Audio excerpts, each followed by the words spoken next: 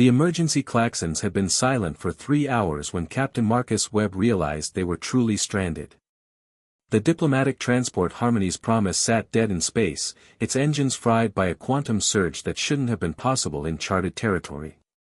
5 days minimum until rescue, the automated distress beacon promised. 5 days without resupply.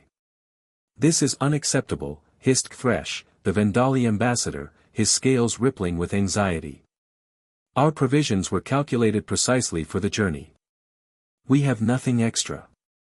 Marcus surveyed the passenger manifest hologram floating before him. 23 aliens from 12 different species, all part of the Galactic Council's outreach program.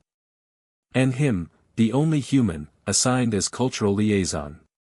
The ship's food synthesizers were offline, and the emergency rations had been jettisoned in a cargo bay breach during the surge.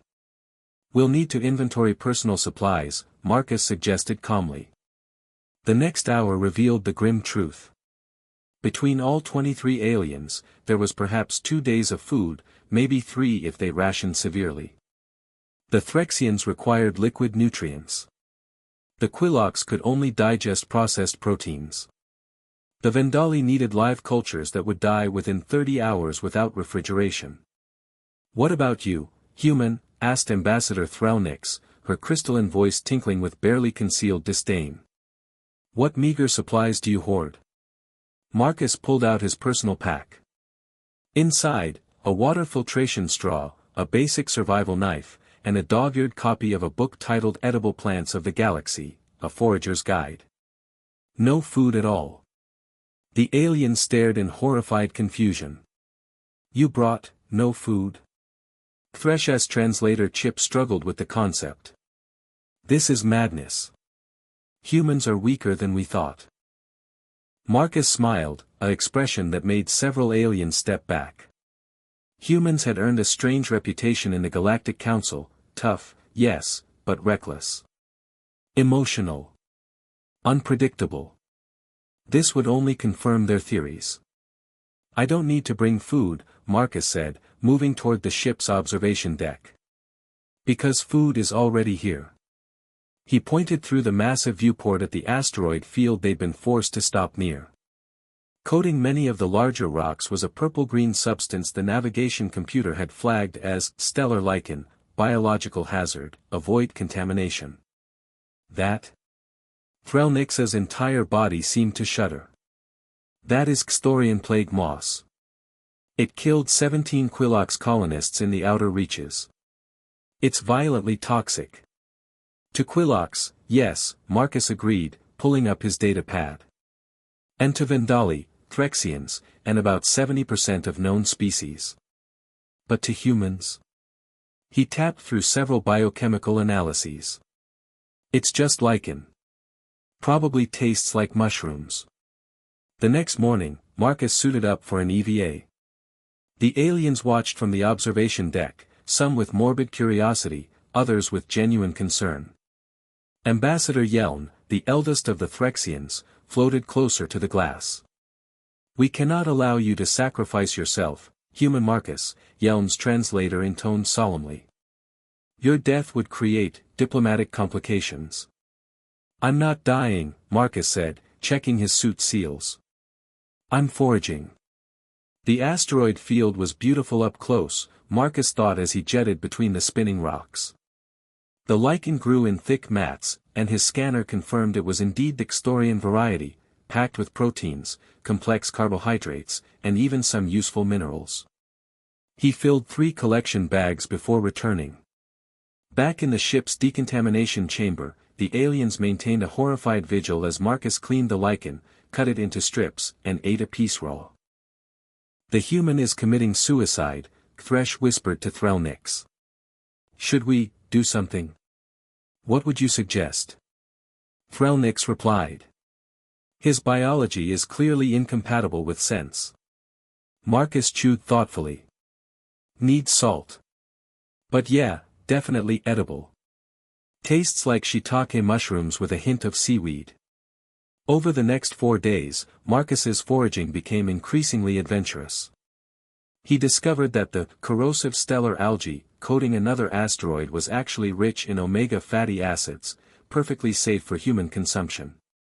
The neurotoxic void flowers growing on a derelict probe. They made an excellent tea that helped him sleep.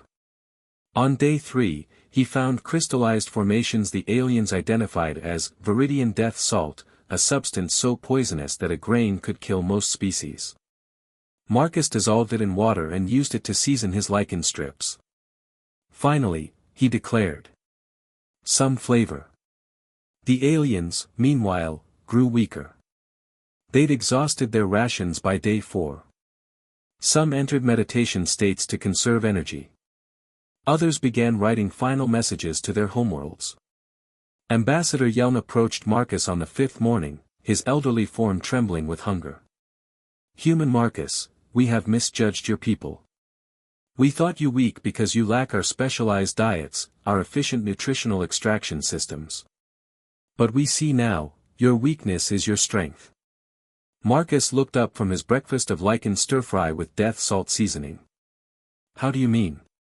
"You can eat anything," Yelm said, wonder in his translator's voice. "We evolved on worlds of abundance, where food was plentiful and safe. We became specialized, efficient, dependent. But humans, you evolved eating the galaxy's equivalent of poison, didn't you?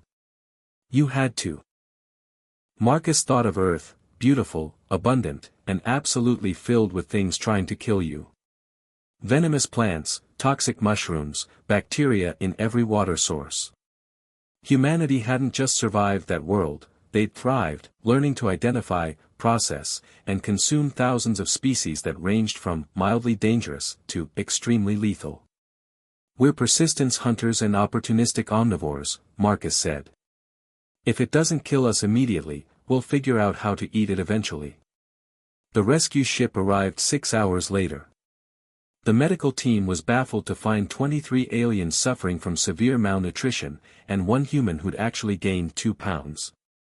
The incident report later described the phenomenon in dry scientific terms: human digestive resilience and toxin resistance far exceeds Galactic Council safety parameters. But among the diplomatic corps, the story spread differently.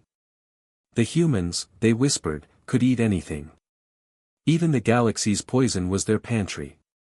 And Marcus Webb, the man who turned a death-trap asteroid field into a 5-star restaurant, became something of a legend. Ambassador Yelm would later write in his official report, "We invited humans to join the Galactic Council because we believed they needed our protection and guidance. We were wrong. The question is not whether humans can survive in the galaxy. The question is whether the galaxy is ready for humans." Marcus never saw the report. He was too busy updating his foraging guide with 17 new entries, each marked with a simple note: toxic to most species. Humans, probably fine.